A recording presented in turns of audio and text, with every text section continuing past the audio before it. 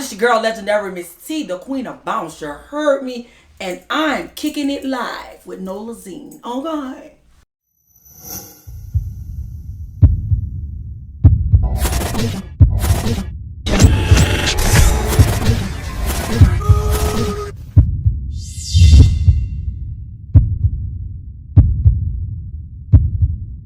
We gonna roll with that one. You can roll whatever one you want. I can give you buku of them. Shit. So we already did an interview, but we gonna spice this one up. Let's spice it up. Okay, we gonna start off by giving you all your flowers for still being here. Please. Yeah. I appreciate y'all giving me my flowers. I love it. So let's bring it back to the beginning. Okay. When were you first introduced to music? Oh, I was introduced to music when I was a baby. I was like 5 years old. My grandpa, my dad's dad had a band. And they used to play, and I used to watch them play a live band. Like my grandpa was a musician. My grandpa like 93 years old, but I've been watching him since I was younger. Also, I used to entertain my family, especially on my daddy's side. I used to have a brush in my hand, and I used to be like, this the Trishelle Oprah Winfrey show. Because you know my real name Trishelle, so that's what I used to say. It's Trishelle Oprah Winfrey show. And then, but on my mom's side, we had a choir. My grandmother owned the church. She had a church. She made the church out of the garage. So I was in a choir. I've been in a choir since I was little. So after getting out the choir, so let's bring your New Orleans history. Because you know what you said. Yeah. You said the beginning. That's the beginning. So like, where are you from actually in New Orleans? I am from the 6th Ward, the Tremay area, where they have all the second lines and stuff at. I am from that area. It's a historical area. I grew up, my grandmother and them owned the fourplex. And we called it the Big House. Me and my brother used to have a record company called the Big House Entertainment. Because we was trying to like kind of model the house that we had. It was a big fourplex house that my grandmother owned. It's knocked down now, but that's the area I'm from. The 6th Ward dude, man. Gotcha. So you have a brother, My brother passed away. Long live. Yeah, 6th Ward put. So like, what's your greatest memory of your brother? Oh, you still clutch. My greatest memory of my brother is just us talking on the phone about being millionaires and what we want to do, because my brother is like an entrepreneur. He's like a serial entrepreneur. Like my brother sell cars, my brother sold whatever to take care of his family. And that's like my greatest memory. Like, you know how you could just sit down with your mom or sit down with your family mate and you be like, well, if we got $1 million, what we'll do? Or if we got 300 million, or if we know the lottery close to $1 billion, Swale, because that's my nickname. They be like, if we win, what we gonna do? And and then one thing my brother used to always tell me, he used to bring me back to like life, like be realistic with me, and didn't give a fuck if I wanted to hear it or not.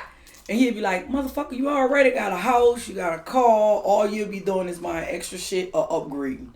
And I was like, and when I thought about it, I was like, well, you're not lying, So that's one of my greatest memories of, one thing I really loved about my brother was the protection.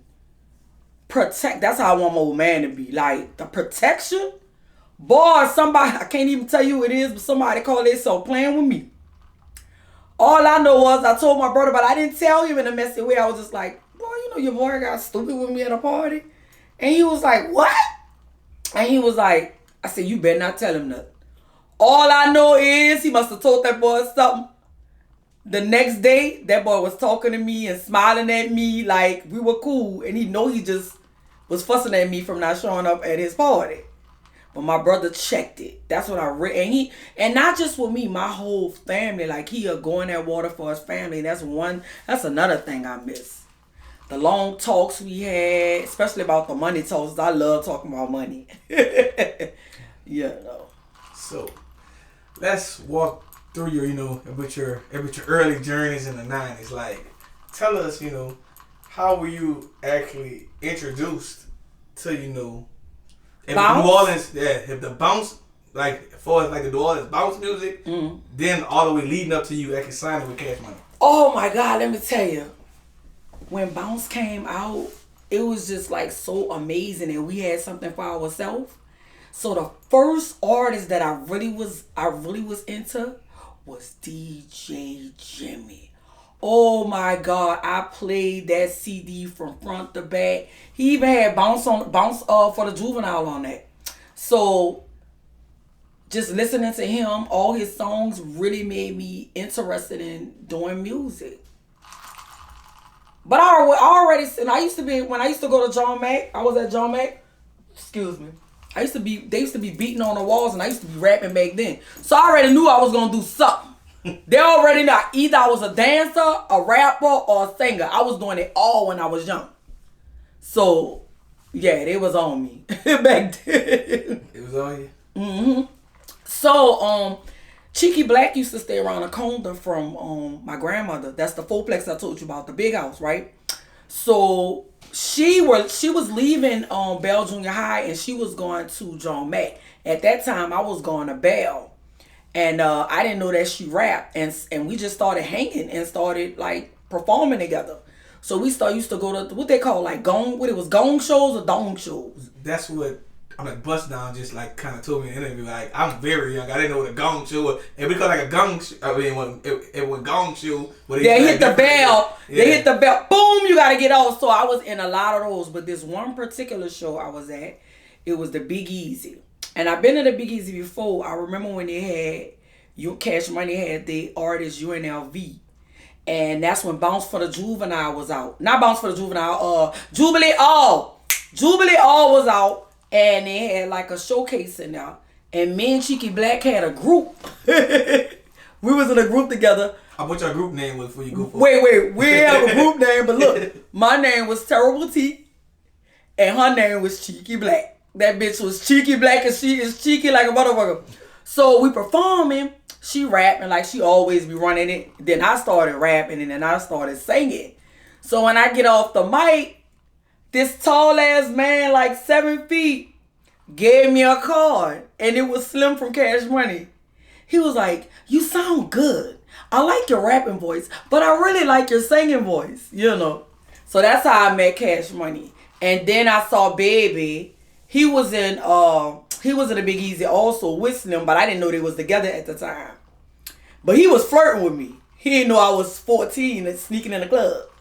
He was like, "What's up, Slim?" And I was just looking at him. But he didn't know I was 14. They didn't know until, I went to the office one time.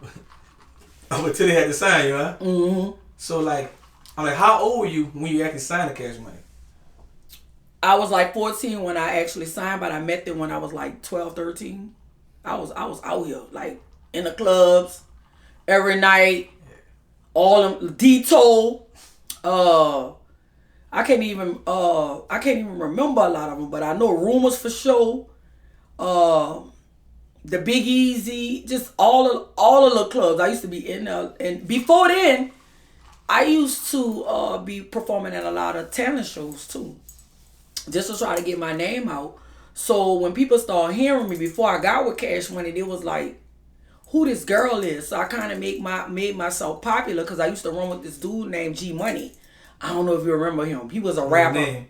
Yeah, he was a rapper back then too. So I used to roll with him, and I was supposed to be with him. So I had like buku people wanted to fuck with me at the time. And not to mention I was fine like a motherfucker like Trina back then. So so they always on your girl. But nobody knew how old I was because I looked it old for my age. Like right now, when I tell people I'm 44, they be like, "You lying," because I don't look 44. But when I was a teenager, I looked it older. Everybody thought I was older, and I was a teenager. Mm-hmm. So I got this question for you. What? So how did how did that transpire? How did it go? I mean, with your mom when you was actually trying to sign the Cash Money when you was 14 years old. How did it go with my mom? My mom them already knew that I was into music, and they had I forgot this guy name I used to go by and record by before I met Cash Money. and I was supposed to be a singer at the time, and so they used to bring me to the studio by the guy that was on Esplanade. I forgot this man's name because he really started me. And the first song I did was I'm not the one, I'm not the one, I'm not the one, she not the one. So I had a whole song like that, and I had my whole family on the song. So what you said? Like, you know, how did your mama like? Oh yeah. So she was like, when I made Cash Money and they was ready to sign me, because what they did, they tested me first. People don't know that. They start pairing me up with Pimp Daddy. So Pimp Daddy had a singing voice like I had a singing voice. So both for us singing, they wanted us to collaborate. So we collaborate a lot. We did like 2 or 3 songs, and the streets got into it. Was like, oh, who this girl is, who this girl is, who this girl is. So once I built a name for myself, then they offered me the paperwork. So then when that happened, then they had a meeting on the porch at the big house, the fourplex. And my grandmother was on the porch, and I remember my grandma said, just buy me a fur fucking coat. That's all you wanted? That's all she wanted. That's all she wanted? Yeah, my grandma wanted a fur coat. Oh, but did you buy one? Fuck no, because I got played. So, moving forward, I want you to answer this question, because like a lot of people don't know this question. Like, how was Cash Money Records and before, you know, Lil Wayne and the Hot Boys? When it was just like UNLV, like it was the early days of Cash Money when he had Pimp Daddy and everyone. And when you first they was kind of like just getting off the ground. Like they was like early on, like they didn't really know the business. They had a lawyer and everything, but they really didn't. They knew what they was doing, but they was like, you know how somebody get a job, don't really know the job, but just on hands, learning as they go. They was kind of freestyling. Right. You know what I'm saying? So, you know. Right. But go ahead. What else? People don't really like, you know, people don't really hear like the early stories. They but don't. Like all the early record labels, because like everyone just think it was just No Limit and Cash Money. Like the big record labels down here. But they had Big Boy Records and Take 4. They had Big Boy Records. And Big Boy was tearing our ass up. So why did you say that? Because I think Chuck had more money than Baby. From so many, so I don't know, but this is what I'm thinking. And because we didn't have what they had. They had limos, they had all kind of stuff. Like the earlier days. Earlier days, they had all kind of stuff that we didn't have. And then it was really popping. They had Mystical, they had the Ghetto Twins, they had Partners in Crime. They was eating our ass up. Then PNC came out and dissed us, this me, Baby, all of us back in the day. You know what I'm saying? So they was really popping, but I think they was popping because of your boy Chuck had a lot of connects. And I don't think he was from New Orleans. He was from California. So when he turned out, you ain't never hear about the big boy pool parties? Like Freaknik, from what I hear. So like, you know, even like that early, I'm like Disney days, you was actually on the hooks of some of those songs. Like, I just paid attention to one of the songs because somebody threw a shot at somebody in a wheelchair. So, like, you know what I'm talking about? It was the wheelchair song. What I say? Like, niggas in wheelchairs, half dead as it is. So, how did that song come about? Alright, let me tell you something. BG told me he had a hook and he wanted me to sing it. That's all I did. You didn't even come up with it. No, the one I came up with was niggas, they coming to get ya. You better watch your baby before they motherfucking split your niggas. I came up with that one. But the wheelchair, cause keep in mind I was like 16 at that time. Yeah. I didn't even know what he was talking about. Until I got old, I said, this motherfucker said niggas in wheelchairs half dead as it is. They dead at the bottom. Yeah. Cause they have. You hear that? It just caught on to me. Yeah. When somebody threw a shot at somebody in a wheelchair, I'm like, oh wow. I'm like, I heard the song. And you didn't know it was me? I knew it was you. It just dawned on me actually what you was saying on the song. I listened to him rap, and I'm like, oh wait, that's a real shot. I don't know who they was talking about. I know at the time we had like a lot of beef with Partners in Crime. Right. And I remember BG and them dissing Partners in Crime at the time. Well, to the city, it looked like a big boy Cash Money thing. Because a lot of people I just interviewed Lil Ya, and he was like, if the beef with, Mystical was actually fake, but it was real with Partners in Crimes. I thought the mystical. So I want to ask you how it was for you being a lady of Cash Money in the streets of New Orleans while the city think y'all at war with Big Boy Records. Well, we kind of was. Because they was really throwing shots.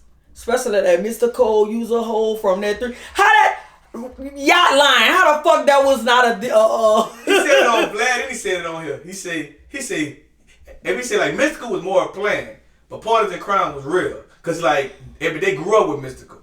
So they kind of like, you know... Yeah, they say they went to school with him and he used to be a cheerleader. Right. Like that shit was real. Right. So, I don't know how I felt. Like how you felt and like how it was for you going through the city of New Orleans while, you know, everybody think like, you know, your label mates and everyone was... Well, they really was beefing because I really was beefing with Cheeky. It was a real friend. That was real beef. That wasn't no... And so how did y'all beef like start? You and Cheeky Blakk? Well, what happened was they said Cheeky Blakk was at the... somebody called Baby and they said she's at the... Remember the Lower State? She at the Lower State saying everybody said fuck Miss T, fuck Miss T. And at this time, Cheeky Blakk was way hotter than me. Because I had just came out with an album called Having Things. So I wasn't as popular as her doing a twerk something and all that she had. So she just kept dissing me. And it was like, you gotta diss her. And I wrote my song. Cheesy what? Cheesy who? You can't stop me. And I wrote my song. Fuck. So how many years it took for y'all both to actually, you know, call that beef off? Like, as adults. Yeah. As adults.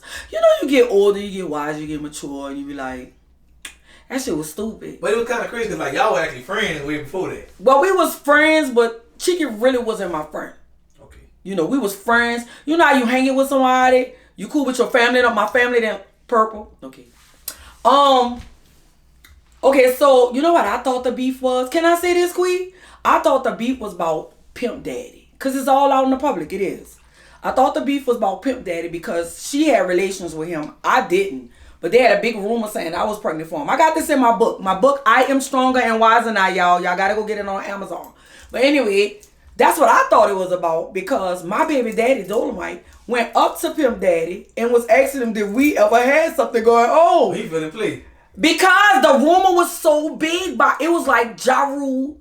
On a local level, it was like Ja Rule and Ashanti. Like, everybody thought Ja Rule and Ashanti was fucking, but she was fucking Herb. It always be like that. It's a whole nother nigga. Yeah, it was a whole nother nigga, but they thought I was messing with Pimp Daddy, and I never did. I don't never lie about my dating life, you know? Right. But that's what I thought it's about. She might say something different, but I think she said something like we was battling over the Queen of the South. But I wasn't. Right. So basically, you know, you thought like it was over a dude. I thought it was over Pimp Daddy, but I never, because I remember one time she called me asking me that I'm going to the, when he passed away, I'm going to the funeral, and I was like, no, because everybody was thinking I was pregnant for him. So actually, before we get off this beefing and all this, so I got to ask this question. Like, what was the craziest moment to you during that time of, you know, the Cash Money Big Boy beef? Man. I can't say it. Well, let me tell you the craziest beef that I had when I was beefing with Cheeky Blakk. They had two girls in the audience, like they was gonna try to jump me. Right? So remember I told you earlier the protection I get from my brother? My brother with both of them hoes ass. He didn't even... Quit! He didn't even let them... Baby start respecting my brother. Baby love Pookie. Look. He was like, what the fuck? He said he whooped both. I said, I know. And I was young because I didn't know, but when they kept saying when I got off the stage, they was going to jump me. And he heard them. And he was like, I'm going to fuck them bitches up. And he fucked them up. Hey, but long live your brother. I know. But that's crazy. But the beef with I used to be trying to stay out that, the midst of that, because I was a young girl. But it was kind of crazy, like, because it was fights and stuff like that.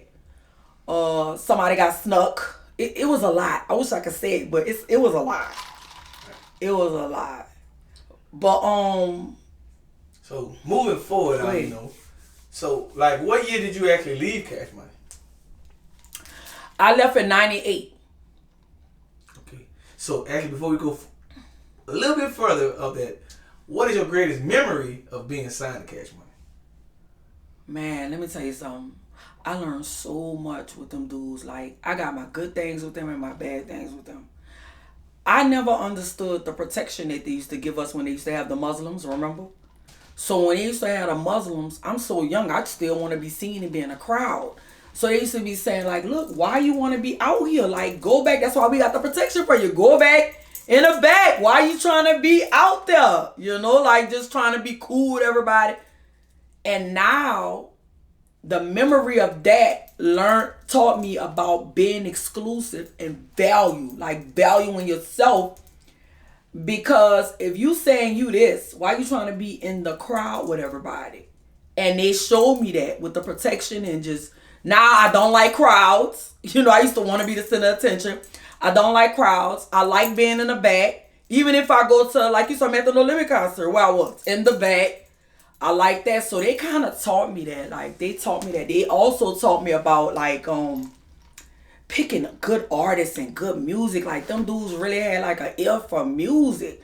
Especially Slim and Baby. But they really had an ear for music. That's how I know when they signed, like, Drake and Nicki. I knew they had a part of constructing everything because they good with that. They always been good with that. Finding the right talent. You hear me? And like just having Cash Money, like Case, like he signed all y'all very young, like teenagers, like yeah, I was a teenager. Like he bet money on some kids, and he won. And he won. Yeah, so that's and he kept going. One thing I did, let me tell you something. I'm big into manifesting, right? I'm big on manifesting right now, right? So when I was younger, I never knew what it was, right? Baby and Slim had a office at the gas building. It's like right around here on Canal Street somewhere, right? This fucking man had $1 million on a fucking wall and used to point to that bitch all the time and say, T, that's me. And you know when somebody doing that, you just like, oh, all right, or whatever, you know, whatever. That shit came to pass for him. Because he kept believing it. He kept speaking it. And another thing I used to like about them, they didn't care what nobody said. Because I remember somebody at the time, you had like artists like Mariah Carey and Whitney Houston. It was more like glamorous. I didn't really identify with them. I identify with like Mary J, Queen Latifah. Because a lot of them was from where I was from the hood. Not saying that Whitney Houston and Mariah Carey wasn't. I just ain't identify with them with the ball gowns and all that bullshit. So when Mary J came and Faith Evans and all them, I kind of identify with them because they was more soulful, like my voice. Right. You know what I'm saying? But man, Cash Money, somebody told, I can't tell y'all who it is, but somebody was like, she don't look like no R&B singer or something. It was just like really attacking my looks. And Baby was like, because you know there's a lot of colorism, you know. And Baby was like, I don't give a fuck what they talking about. We putting you out. And they had their own rules. They didn't give a fuck about who said this or who said they did what the fuck they want. And that's what I really did like about them. Because you don't get too many people like that. You get people... And it goes hard behind you as well. Yeah. Like, I miss that. I really miss that about them. But being with them, I was so young. I didn't really understand the business, so I didn't know. You know what I'm saying? Like, I wish I was who I was. I wish I was who I am now. I wish I was that person then. So, like, moving forward, you know, leaving Cash Money, you, like, also just, like, took over, like, the singing, and, like, last time I told you, like, I didn't know they had other, I didn't actually know they had other female singers down here, because you was on all the hip-hop songs, with, like, from Weebie to everyone. So, what happened when you left Cash Money? You just, like, it just went to the studio and just went hard? Like, what happened? Well, when I left them, you know, I didn't want to stop. Because at one point, I had got depressed when I left because I felt like I made the wrong decision because he kept telling me not to leave. And you know, when you young, I got a mind of a 17-year-old, so I'm not thinking. I remember my baby daddy, Dolomite, told me, look, you need to stay with Cash Money because that's where the money at. My mama, stay with Cash Money because that's where the money at. But all I was thinking about, I told that motherfucker I wanted a car. You know, just being very ignorant. And he was going to buy the car. Like, baby did everything for me. And then was like, he said, if you leave again, I ain't fucking with you. I used to always leave and come back, leave and come back. He got tired of that shit. He was only 17. Yeah, I was 17, but he don't. When I be talking to that, he be acting as though I'm still 17. They don't think I'm a fucking woman that's 44 now. They still think I'm a little girl. Cause I remember bringing my daughter to go see them because my daughter was this girl here. And by the way, but the daughter behind you. No, but listen. Okay, so let me clean it up. Slim wanted to hear my daughter, and he wanted to. He was like, "You gonna come with her?" Cause they was thinking about messing with her, for his music. Like working with Fifth or Weebie as well, another bounce legend. Like, what's your greatest memory of him? Oh man, not a dull moment with him. Laughing, just telling jokes. Man, Weebie just was an entertainer and just funny. You know what I'm saying? And that's what I really miss about Weebie. And Weebie had my back too. Like, he used to be going hard for me too. I ain't lie, as a kid, I didn't know what mainstream music was and stuff. You couldn't tell me that you wasn't just as big as Mary J to me, because in New Orleans, you hear, like, every time you turn the radio on or anything, you heard your voice. Yeah. Anybody ever rode through New Orleans and heard Q93, it's at a time that you was on the radio more than Lil Wayne and everyone. Yeah, and it's crazy because people really be like, they be really thinking I have more than what I really have, and that's okay. But, they be like, you been should have made it, you been, because, like, I feel like some of my songs are so timeless where I still get gigs off those songs. So they be like, well, bitch, what happened with you? And I be like, girl, it's still not too late. Like, maybe God is going to put me in a whole nother direction. Like, that was the past. I needed to learn. I needed to grow. I needed to find out who I was for as a woman. And I needed to be with my children. Baby used to be like, why you never had your children? They used to be asking me that. I was so busy running wild and running the streets. My mom used to be helping me with my kids. So, being in the music industry for over 20 plus years. Yeah. Now, what do you enjoy most about it, and what do you actually hate about it? I love the performances. I love performing. I give my all. I don't give a fuck if it's 3 people in the audience. I love it. What else I like? I like making music. It's nothing for me to come up with songs. Bean just told me, he was like, you are the quickest person to come up with music. I said, I know. But it just like be in my head. Like, I'm like, you ever heard Michael Jackson say that? Like, he can't sleep because it's coming in his head. And sometimes, like, when I'm in a relaxed state, all kind of vibes and stuff be coming on my head. My daughter could tell you. I just take my recorder out. And if I come up with something, I just record it and I use it for a later date. But I answered your question. Yeah. That's what you hate about it.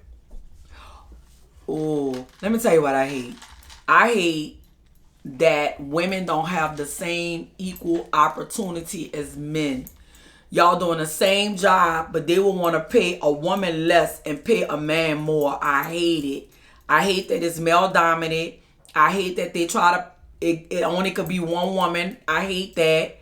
I feel like it should be more diverse. I feel like just like they have a lot of niggas talking about sucking dick and they dick and all that. So girls got the right to talk about their pussy.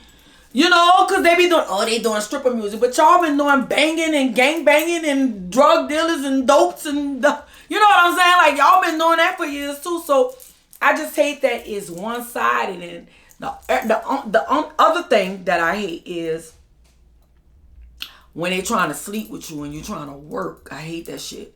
I hate when I'm at the studio and somebody call me to go and it's like, I've been liking you.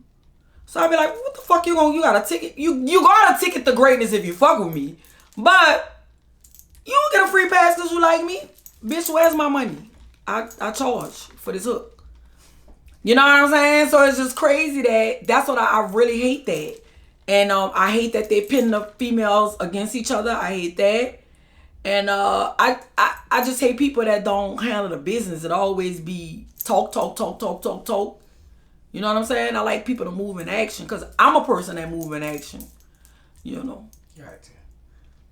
So, right now you have one daughter that makes music, and you have a nephew that makes music. So, how does it feel to actually see your daughter make music And how does it feel to actually see one, like a reflection of your brother making music? Let me tell you something. It is God's gift, bro. When I tell you, when people always tell me they say shit like you been should have made it, I be like, you don't get it. I made it. Look what I'm bringing. You know what I'm saying? Like I look at my kids and I look at my nephew. I'm like, dang, maybe my work that I did will make it easy for them. You know what I'm saying? And then like they bring me back to life.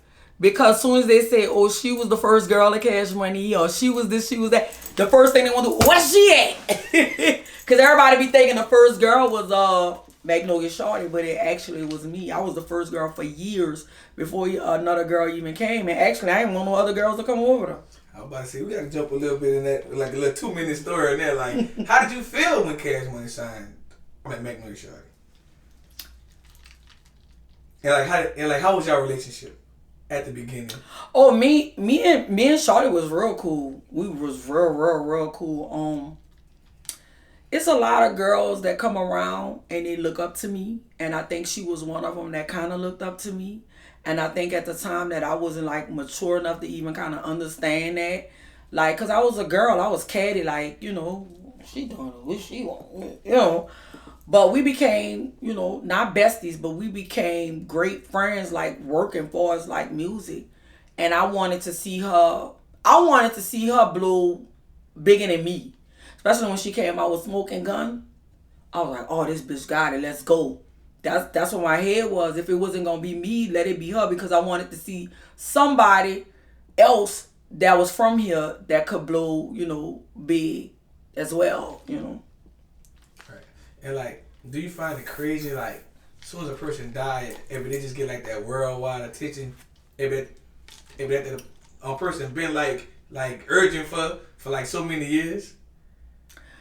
Yeah, that's crazy. I saw that when Nipsey Hussle died, like nobody wasn't really on his music. Well, he still was popular. He was just at the peak. He was at the peak, but they wasn't checking for him. Right. Just like they wasn't checking for Offset. Not Offset. Which one that passed away? Takeoff. Right.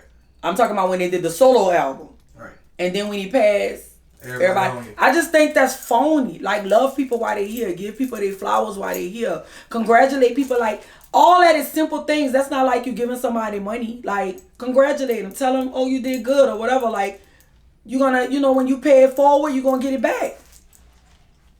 You know? Facts. So tell us, well, I got this question actually before we get to that. What's your message to younger females that want to get into the music industry? Keep your legs closed. Straight up. Because I feel like once you start mixing the business and the pleasure, I just feel like dudes lose respect for you. You know what I'm saying? They be saying they love you and all this and that, but when you mix that, it don't work. I tried it with my baby daddy, Kenneth. He had Candy Coated Records. Didn't work. You understand what I'm saying? So keep your mind on your business. If you got to go to get you a job to kind of like pay for your videos, pay for your makeup, whatever you need to do what you need to do until you could get yourself in a good position. But like fucking these niggas, your pussy is sacred. I wouldn't do it. Like, I just wouldn't. Nice. So tell us actually, what's next for you? Man, I got all kind of shit going on. I'm like a momager, an overseer. I'm in school. Went to school for medical billing and coding. I'm doing that because I want to own some coding companies, you know, but I know I got to be a student for what I want to do. I wrote a book. It's called I'm Stronger and Wiser Now. You can go on Amazon.com and get it. I'm talking about my life with music, everything that I've been through, and the juicy stories and stuff about Cash Money. And also I have a second book that's dropping called Morning Affirmations and Inspirations for the Soul. So I'm really kind of into that. Like I was telling you earlier, I like talking about manifestation. I like calling money in, and because all those things are energy. So I just kind of wrote about it because I like to practice what I preach. And I don't want to be saying certain things and you don't think that I'm doing it. So I just put it all in a little book, and it's like a little journal too. You can write down your your thoughts on, write down. I also talk about mirror work when girls need to like look in the mirror and tell themselves I love you self, you know what I'm saying? And I also talk about like how the eyes are the windows to the soul, where you could start believing. If you don't believe that you love yourself, like if you keep repeating it and you keep believing, it's going to come into fruition in your subconscious mind. So I talk a lot about that in my second book, Morning Affirmations, Inspirations for the Soul. And it's Trishelle Miss T. Williams. My book is under. It ain't under my stage name. Legendary Miss T. What else I got, Queen? I'm working with Quisha. We ain't do that yet. Well, I'm working with my daughter. I'm working with my nephew. I'm really about to get into artist development with artists and maybe like consultation with artists. I want to do it because the psychic girl told me that I was going to be a manager, but I didn't know I was a hard artist. I don't know if I want to do that shit. But just all the different personalities, huh? Huh? The mayor. What I'm going to say? Oh, I gave the mayor a copy, so I'm waiting for her to sign it, but she going to sign it in front of me. We're just trying to get the date or whatever with that. I got a podcast called True Tea Podcast, but I have to get it back up and running. What else? I said everything, Queen? Yeah, that's about it for right now. But don't forget to go get my book, I Am Stronger and Wiser Now, on Amazon or Barnes & Nobles. Get that. And my second book that's coming out, Morning Affirmations and Inspirations for the Soul. And also, I'm always working on music in my head. Like, Nolazine, you're watching Nolazine.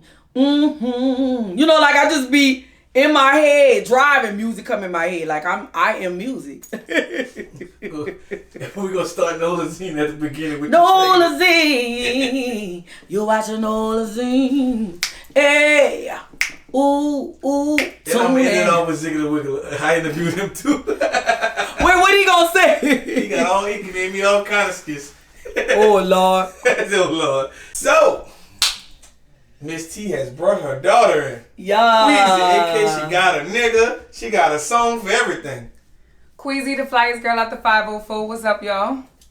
So tell us the journey that you had to deal with this young lady right here. All the way to let me getting say, up and becoming a music artist. I just was telling somebody about her the other day how she went to fucking college and wanted to do textile and design. Me and her daddy bought sewing machines to sew. This girl had about 4 fucking sewing machines. Ask me, did she use any one of them? I tried. Do you still have them? No. How about you want to sell them? Well, okay, so to be honest, music has always been my passion, but like I told you in our interview, I didn't want to be in the shadow of my parents. And I knew that the expectation for me was going to be through the roof.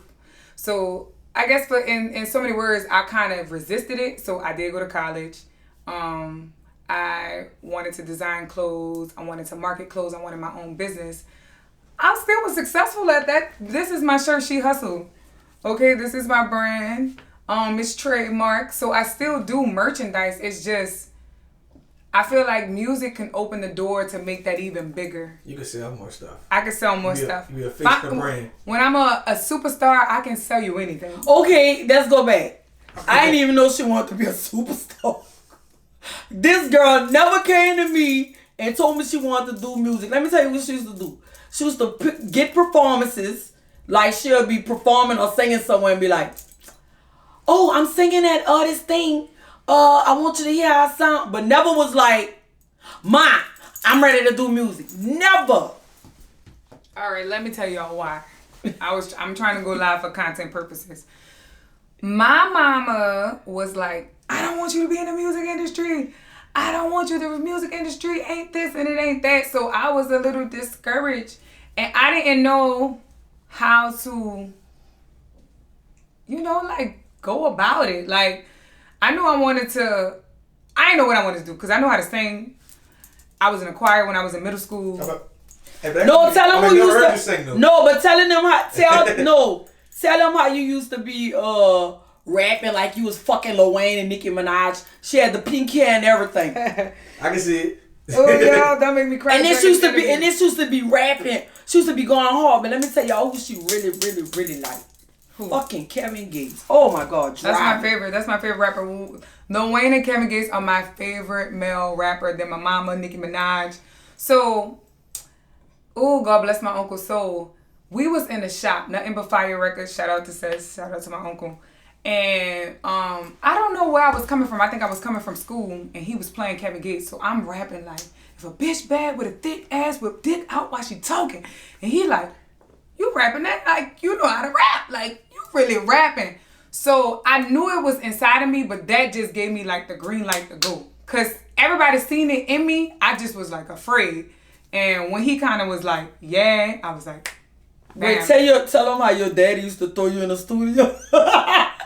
My daddy too. When I was like, by the mic and wouldn't do nothing. Right. When I was like 10 and 11 years old, my daddy tried to get me to like sing, and I was like, no.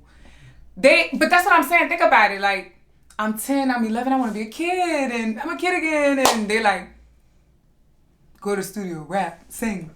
So, actually, for all the, about the new people, and who haven't saw your interview, tell them who your daddy is and actually what he's famous for. So my daddy is the legendary Dolomite. He have a hit single called Hustler, Hustler. Here we come, Hustler, Hustler, railroad. So I was just in the Ace actually when the song was on. I was on side up. And I was telling my partner, I said, it took me till I got older what he was talking about with the red rum. I ain't even. What is he talking about in the red? I don't know if he was talking about this, but a newer artist made a song called Red Rum. It's really backwards for murder. Oh. So I don't know if he was actually talking about that, but I think he talking about it because we in New Orleans. We don't condone violence. We don't condone violence, but so no.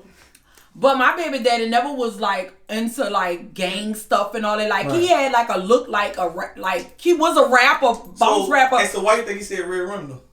That was the record label. That was the record label. The name of his record label. Yeah, the record label was Red Rum Records at the time. Yeah. Yeah, that's how that went. But Dolomite never was out there like in the street, a gangster or nothing like that. He was like a regular like. Love you, Dad.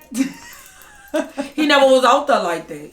I mean, he had the image of like he looked it, but he never. Yeah, but that's the industry. Yeah, it's an image. Like rapping is more so of an image. Yeah, but like but these brand new kids think like you gotta be like that now. But no, you don't. Yeah, cause like back in the day, like every time have movies of kind of like if exposing rappers like, man, we don't really live like that, but these kids think they gotta be like NBA Youngboy. Wait, right. So excuse me, why I'm belching?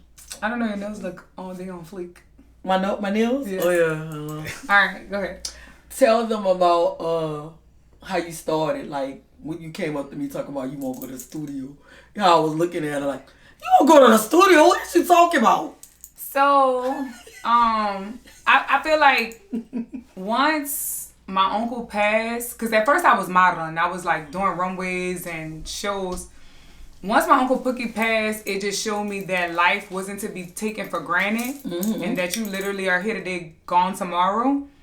And I was like, I'm no longer wasting my time doing things that I know I don't want to do.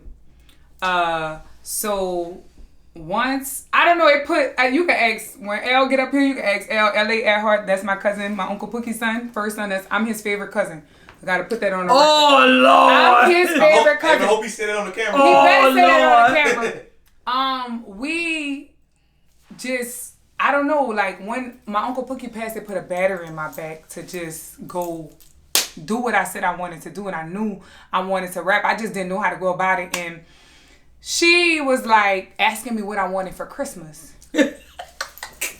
So I was like, what I want. Wait, but go back and tell them how our Christmas thing is. You get a little personal. Tell them how we give the gifts, like we pick names. And we give gifts. So me and she always give the cheapest fucking gift. Sound like me. Little $5 balloon, $1 everything. She be like, I want an iPhone, this and that. You go get her all that. She go buy you a $20 fucking robe. So your birthday gift was cheap? My birthday gift was a $900 or $800. It was a $900 MCM. But see, she upgraded though, so that was good. It was probably after years you telling her about herself, huh? No, I ain't used to tell her nothing. First of all, during these times I was in college, so if you've been in college, you can relate. It was on college budget. Exactly. She should have been happy. All right, so go back and tell them what happened. So you was like, I want to go to the studio. And I was like... So I was like, I won't go to the studio. Book me studio time. That's what I want for Christmas. And she was like, I'm not doing it if you're not serious. So what I was doing my last year at LSU, I was recording Queen Mixes. So Queen Mixes is just these freestyles that I do off of popular beat. That's what my song, I Got Niggas That Everybody Is Talking About. That's where that came from. I literally take the beats of the songs that's popping and I just freestyle on them. So I just started doing the Queen Mixes. I got my little brother Trey Sean, shout out Trick or Treat. Wait, you missing the point. What? You're missing the thing. It was like, so you laid up there. I told you, if you want to go to the studio, I said, write a song. I told you to write a song. I said, show me you can write a song. Before I even could write the song, you had to see that I really wanted to do it. The Queen Mixes got you on board. Okay. So I started doing the Queen Mixes in the freestyle, posting them on YouTube and posting them on my Instagram. And she was like, okay, R.I.P. Paulus. She booked it with my engineer. That was my very first engineer, Paulus. And it's just been up from that point forward. So, moving forward. So, how did this happen that, you was introduced to Fiend and actually working with Fiend? God! It's like, but God, for real. You want to leave that story for someone else or you want? Can't leave the story for someone else. This is the biggest media company in the South. No, let's tell it. All right, okay. So tell them you ran to Atlanta because you thought. Oh my God. Yeah, tell them. So I was living in Atlanta to pursue my passions, and it was just a lot going on. It was a lot going on. And I had came It wasn't home. how you thought because people was they be telling people, and this is why I want her to share this story. They be like, you go to Atlanta and you just gonna blow. It's a lot of people think that. And it's the same work you got to put up. It's actually harder. It's actually harder. Like, I actually go back and forth to Atlanta. I'm very connected to Atlanta. But basically, people in New Orleans think that you just gonna go out there and get popping. But which they not about to help you because there's a million artists that they trying to stick at their friends. They went to high school. And they very diverse because they got New York. I done met so many people from New York. Every city out there. Everybody trying to get the same thing you get. Right. You know. But she went out there and she had a little experience or whatever, so she came back. She learned. And then when she came back, she was like, "Oh, I'm not worrying about music anymore. So what I'm gonna do is." The plan was... What you say? What you was going to do? I'm going to go back to school. I had one more year because y'all was sleeping on me.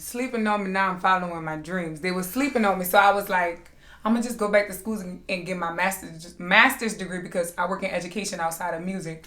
And what happened? And what she was like, wait, hold up. No, say it, I'll be saying it. She was like, hold up, you about to give up? All right, hold on. Let me do one more thing.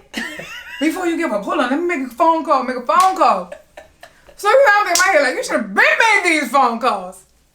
But she made the phone call, which was, to Fiend, and the rest is history. So, before we go forward with that, people gonna ask this question, like, with the cash money, like, people that know that cash money and, like, No Limit, all Big Boy got along because Fiend signed a Big Boy and No Limit. And Rough Riders. No, I'm just saying. Shout out to Fiend! Well, brother! No, the reason I'm saying Big Boy and No Limit because both of them really didn't work with cash money. But we all had... Go ahead. How did you meet Fiend and, like, build a relationship with Fiend? Well, I met Fiend around the Big Boy time. Remember? So I met him there, and then, like, if I see him, all of us wasn't beefing like that. Mia was with No Limit and everything, too. So when I see them, they always embrace me. The ones that they got talent, and, when people got talent, you got talent and all that, like, it just be like a kumbaya moment, you know what I'm saying? But he liked me, like, just being a friend, like, we was just cool, like me and ex, just being a friend, we was just cool, brother. Like a big brother. And, my uncle. Yeah. Uncle Fiend. We just had him on the show. And look, he knew my story. He knew what I've been through and everything. And you know, we just became cool and we became tight. Like and the reason why he one of my mentors is because he calms me the fuck down. And not even fussing with me, he be like, you know what, shorty? You gotta get out your own way. And I was like, brother, you know what? You right. Right. You know what I'm saying? So we've been cool for like this ain't no friendship like 2 years. I mean like years, decade. You know. So I bought him first. I bought Elhart over there. Bought him over there. He listened on blah blah blah blah. He was giving us advice and stuff like that. So and then like a year or so, then I bought her. But I wasn't even thinking about bringing her because we had the deal with Aubrey. We was working with Aubrey, and no, we could talk about that, but we don't, you know. But yeah, we had the deal with Aubrey. I'm not trying to. This is where I'm at with it. We had a situation. It did not pan out. It didn't pan out. We're in a better situation. Yeah, it's panning out, and I'm looking forward to an amazing future. Good, you did that. But that's what I'm saying. So listen. I didn't know that this situation was gonna be the right situation because see, I'm connected with him, but I always used to be talking to him about me and what I'm doing, and then like I had like a R&B album that I put out before the pandemic, and it kind of got like shelved. I used my own money, but it got shelved because it was the pandemic and I couldn't really work it the way I wanted to. So he got on my album. You know, I asked him to get on. He got on. He asked me to come do. Like, we are real friends. I really consider him one of my good friends in the industry. So now he's working with Quee. They working together, and she have a single called "This That Designer Pussy." Ooh, this that pussy on oogie gooey. He wanna do it to me. Hey, anyway, so yeah. You cut it. Because if you want to hear the rest, go download it. It's on all streaming platforms. Get your streaming money, girl. Yeah. But yeah, so I'm kind of good about that collab. I think we did good on that. Me and her always been close. We have our little ups and downs and all that, but we always been close since she was a young girl. So I just try to kind of keep that relationship with my kids and stuff like, because that's important. Glad to see that because we got to close it out because like you have other kids. Just one. Okay. A brother. I have a brother, Trayshawn. But how many kids you thought I had? I thought she had more. That's all right though, because I still have a chance to have 2 more. They hate me saying it. Still have a chance to have 2 more? 2 more kids. Because like I'm about to. You know what? Go ahead, do your thing. No, but this is what I'm saying. I don't care if I'm 60 and my child 20. I'm still living. See, that's what people gotta understand. I care because the burden is gonna be on. Yeah, you got to watch it. Yeah, you got to watch both of them. That's not true. I'm a healthy woman. So let me say this. We have the Designer Pussy remixes coming out. Like I said earlier, it's a collab of getting the women together. We are bringing a new, fresh energy for the upcoming female artists, just upcoming artists, period, in New Orleans, of us collaborating, getting together. I don't know where y'all, the older folks, take me a picture with my phone. Back in my mama day, where y'all don't get together, but we are. What? Say that again. We changing the narratives. We could work together and be as one. Wait, get us on video real quick. Say that again. I don't know where y'all messed up at. And I'm glad this interview raw. We just gonna roll it. Let's go. I don't know where y'all messed up at, where y'all... Because one of my things, and this is where I want to give Fiend his flowers, I always spoke about the older generation paying it forward to the young She people. always said that. And nobody kind of understood what I was saying. He was like, y'all got to work for it. Y'all got to work for it. But do y'all know when we blow, y'all blow? The opportunities we have makes it bigger for y'all too. So I appreciate Fiend for paying it forward and believing in me and seeing that I was actually serious and putting the work in. So yeah. But you know what? I mean, this is my thing for the older artists. You have to understand it's the time you're getting older. Like, come on now. So you have to move, you got to move into other things that you want to do. Not saying that you got to give up music, but at the same time, you could be helping somebody else get in that space. You know what I'm saying? And I could see my daughter being like a Cardi B or bigger. I could see my nephew being like a Jay-Z or bigger. I mean, I just have high expectations for them. But the reason why I feel that way is because I'm a giving person. But I feel that way because I have faith. And I believe that, you know, God put people in your life I had my baby, but my baby was destined to do something. Quisha is destined to do something. Oh my God, you just said Quisha. Queen Queasy. Girl, why they gonna laugh at her? You know, so, and then I love that I raised a mature, classy, ratchy, bougie daughter. Bughetto. Bughetto. Yeah, that's all good. So They really be laughing at me. we have the whole family in here. Yeah. Nah, I had the whole family. This ain't the whole But family. the whole family can't fit on the sofa. Yeah. But you know what? The trip out about it, people just like, they'll look at us and be like, oh, they the ones talented. The whole family like talented. Like, We just were the ones who was bold enough and crazy enough to enter the music industry. I got so many little cousins that really could blow, like really could sing. It's crazy. So, what's y'all story about him? Because this is definitely going in his interview. So, like, what is y'all, stories of seeing him grow as one music artist? I think just watching him take the business part, like, he's more of a businessman than an artist. He's more about the knowledge, learning the ins and out of the industry, and the longevity of making sure that we don't ever have a situation where we have to, like, sue a company or we getting lowballed. He, like, do it right the first time. Like, that's his whole mindset. Like, do it right the first time so we don't have to do it over. I'm just proud, like, he a student, like, in the industry that he want to be in. So he really, like, take the time. Like, I learned a lot from him. Like, he just take the time to go, okay, so this is what I got to go do. Well, let me go dig into that.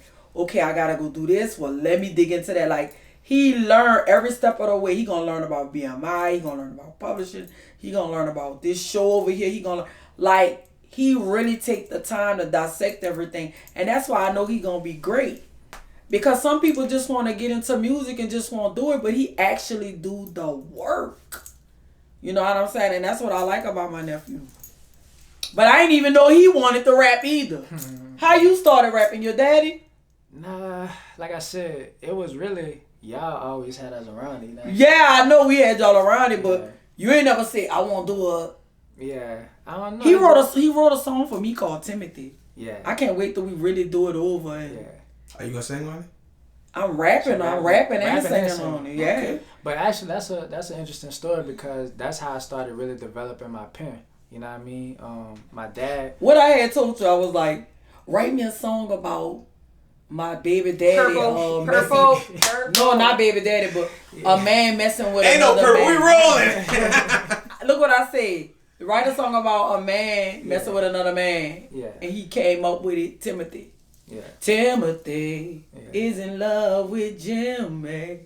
Yeah, so, but we never released messed it. me up with that. No, but what that was, a couple of years ago? Yeah, that was like 2017. But that's what I'm saying. It was a. No, but let me tell you though, when my brother was in the hospital, he linked us up. Right. Like we can, but he kind of connect us together for as, the music and writing and stuff like that. Yeah, cause that's always been my auntie. I always knew that's my auntie Twelly. You know I remember one what I'm saying? time he gonna tell me, I just want to work with you. I was like, I'm your fucking auntie.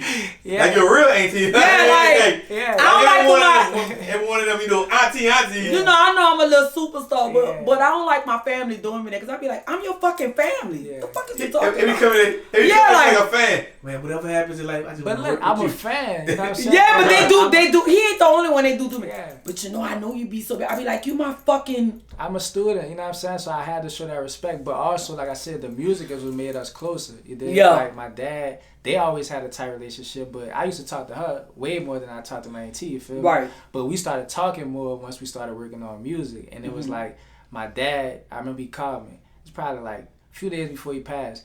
But he was just telling me, man, I really want you to start working with your auntie. She got some songs, link up with her, start writing, right? So that's what we did. And from there, We did Full Pack. That was Yeah. like I said, I got a chance to connect with Full Pack. You know what I mean? Because they heard that song. It was like, how the hell he did that, you know what I'm saying? And shout out to Big Fest, you know what I mean, Don Juan, that's my big brothers, like, they saved my life, you know what I'm saying? Just my idea, just I didn't even know that you wanted to I want to stop say them. this, like, I think y'all should put a family album together, add your dad on there. We have one. It's coming. Yeah. We had, before my uncle passed, we did Okay. album called Blood Thicker Than Water. This is like, that was my first time in the studio as a... But y'all actually grew as artists and y'all more known, so I think it would be like perfect timing to end this year off. What I like is that, you know, it's crazy because you think that they don't watch you. This motherfucker be watching me. Because I just saw her perform this week at the Ace Hotel where I saw you at. This motherfucker sounded like me on the stage. Confident like a motherfucker. I was like, wow. I ain't gonna lie, the first time I saw her perform, when they introduced her as Miss T-Dog, so in my mind, I'm thinking she about to go up there and sing or do something. It was not what I expected. I was like, I'm appalled. Yeah. But hey, she doing her. She's being her. Because people don't understand that I was more of a singer than anything. When I got with Baby and them, they the one told me to mix the bounce rap with it. It was like, because when I was rapping, I was like, I don't know what to do. I was sounding like a hard nigga. It was like, you sounding like the brat. That's what Baby said. And Slim and Baby was like, why don't you sing? Why don't you switch that up and just make that into your style? And that's what I did. So that's why I be sing rapping. You know, because they really like my singing. And you don't get your flowers for that. You been singing and rapping. I've been singing it. I've been doing it before Drake and Missy Elliott. That's a fact. I have. Wait, one thing I want to say about my cousin is he create opportunities. Like, one of the things we always say when we have conversation is, we can't get through the front door, I'm going to go through the side, he going to go through the window. So we have been very... We're going to get through the door. Right, we're going to get through the door no matter what. We've been very adamant about stamping, making sure that we get the respect that we deserve in the industry and that we get those opportunities that we feel like we deserve, because I know y'all see us now when shit is bubbling, but this been in the works. We've been putting in the work for years. I like the fact that L.A.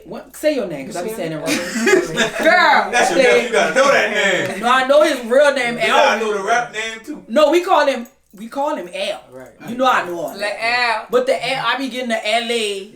mixed up because it be sounding like California. Yeah. But L.A. is for Louisiana. No, it's not. What is for? I just told you. Oh, I forgot. But no, let me tell you though. Purple. He's very different. Let me tell her what it's for, right? Well, go ahead. LA means peace, you know what I'm saying? To bring peace, you know, to bring calm. That's what that means, yeah. What I like about L is his lyrics. It's like, he not talking about, I'm going to murder a nigga and, you know, I'm going to beat you up. And it ain't none of that. It's like, he make you think. It's like you say, I bring the beef like barbecue. You know what I'm saying? Like, it just make you like, oh, he cold. And that's what really makes somebody unique. That's what make him unique, because he don't even curse, because my little niece told him she don't like him cursing. Right. So, and that's dope. That's all Wayne was. Yeah. I'm telling you, I'm about to prophesy like Baby. He about to be...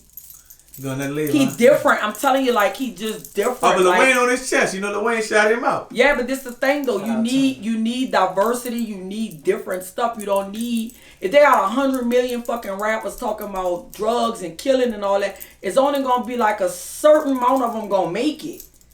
I put my nephew and I ain't bragging, but I'm bragging like a J. Cole, Jay-Z. I swear to God, like up there. I received that. And then Quisha gonna be on Cardi B level or bigger. I'm speaking that. Straight up. And it's gonna happen. It's and happening. We are in real time. We manifesting our purpose. It's not even, we not speaking as we the next upcoming. We are here already. Actually, this question: have y'all ever been on an interview all together? No, this is the first. This is the first. Exclusive. Yeah, this is the first. That's the first. But see, they got you know what tripped me out? They got to calm me down, cause I just say whatever I want. Well, you should be the auntie of the mama. Yeah, but listen though. Okay. But they teaching me media training, cause I will wear purple. And Cash Money never taught you that. Nah, you know, but what I was telling you was, Baby and them was like learning on their own. They was learning. Yeah. I was learning too, so we really didn't know. Like, I was really like the first girl. Like, just imagine being with guys that's like 20 something. I'm a teenager. They don't really know what the fuck they doing. They're like, okay, we're gonna do this for her, we're gonna do this for her. And then when it worked, then they're like, all right, we're gonna do this for her. You know what I'm saying? Like, they were taking baby steps. Like, they didn't know, but they was making, like, when they was picking them songs, boy, they was making some good songs. But you learned the game 20 years plus. Yeah. And now it's got Miss T management. But look, to be Miss T management. Why everybody trying to make me be a manager? I appreciate you speaking your mind, though. You know what I'm saying? Because in the game, a lot of people don't really speak on how they feel and what it really is. So that is needed. But you know, it just makes. But I do like y'all giving me purple. Because I tell too much. I talk a lot. Yeah, you got to balance it out. You know what I'm saying? But never, like, filter yourself. Don't give them everything. Yeah, You give no, them everything. but I'm loving the way they roll, though. If we talking about business, right? We can't have these lawsuits. Yeah, for sure. You feel what I'm saying? Like we just have to certain things. We could tell her history, we could tell my mama history, but we cannot get sued. But it's not yet. And did I tell you that we try to we go correct so we don't have to make corrections down the line? Like, nah. And you know what I'm saying? I just feel like it's not good to badmouth people in interviews. Yeah, I'm learning that. Good, look, sometimes I do no, but y'all know people me. Could chop clips and make it something. Yeah, they can make it. You could be trying to explain something. And also, you know, in defense of, you know, some of the interviews, they have other media companies take those people interviews and chop it to something else. They did you that, though. Oh, they always, man. That's what I'm saying. Like all of. So I, but all the laws but could listen, have had on documentaries. I'm like, how the hell I get on there? I'm moving more into R&B, sensual soul, like Anita Baker or whatever. Right. That's what I really want to do now. So I don't feel the need to bash anyone. I don't have to. You're in a happy place. I'm in a happy place, and I have these. Tell her. You know what? I got my family, and they holding it down, and that's good enough for me. Like I'm not. First time on Nolazine, not the whole family, part of the family. The superstars. And like more to come. I love it though because they really like be supporting. Like we be like Allie, Essence. What y'all gonna do? Girl, meet me over here. Meet me over here. We all be linking up to go watch him or watch her. I love it. So like, I'm like at y'all family reunion. So like everybody gonna perform? Yep. We didn't have a family reunion yet. Wait, it. No, but we was about to perform at JJ. Remember when I performed at JJ wedding? They was about to get on the mic too. It's coming soon. It be the little competition. You gotta throw the family reunion. Probably so. I'm like the matriarch. I think I'm gonna take my grandma position. You know that woman that keep everything together? That's you. Yeah, that probably be me. Miss T management. Especially in my. Why is everybody trying to give me a management company? Here on Nolazine and also his interview, we're gonna make you a manager. Y'all want to say it together? What's that? You all watching Nolazine. You finished? Oh, you got more to say. We good. You said your Instagram and everything? Yeah. They my babies. I gotta watch over that. And then they grown, but I be making sure, like I was looking for, where's L? Or L left, right. Okay, where you at? Oh, I'm gonna, yeah, and now they gonna get tired of me. I didn't already made a group text for us called The Team. So they gonna be like, when I be hitting them. That's management rules. No, but look, I'm gonna be hitting them concerts I be seeing, thinking they need to be in it. I'm gonna be telling them about it. Oh, yeah. Management. I think we're using the resources that we have available to make the best, and as it's growing, we get more people on board. Because, you know, that's not really her passion. Right. So we're not going to force her to do nothing she don't want to do. Correct. Well, I'm already manager because you're not about to go out there by yourself. I know, but... And I'm like, I'm manager, overseer, and I'm just overseer with him because he just going to call me and be like, T-Day, this what I got. You know, and then I feel comfortable with them being mature adults making their own decision. I like that. But if something is wrong and I don't like it, they know I'm going to address it. Period. Gotcha. Yeah. And last but not least, tell the world what can you find you on social media and everywhere. Oh, man. You could go to legendarymist.com. You can go to my website and get me. Also, you could DM me on Instagram, The Legendary Miss T, T-H-E, The Legendary Miss T, one word. Also, I'm on Facebook as Miss T. And on Twitter, I'm Legendary Miss T on that also, so you can find me there. But if you really, really want to keep up with me, go to my website, legendarymist.com. All right. And we done. And we actually appreciate you.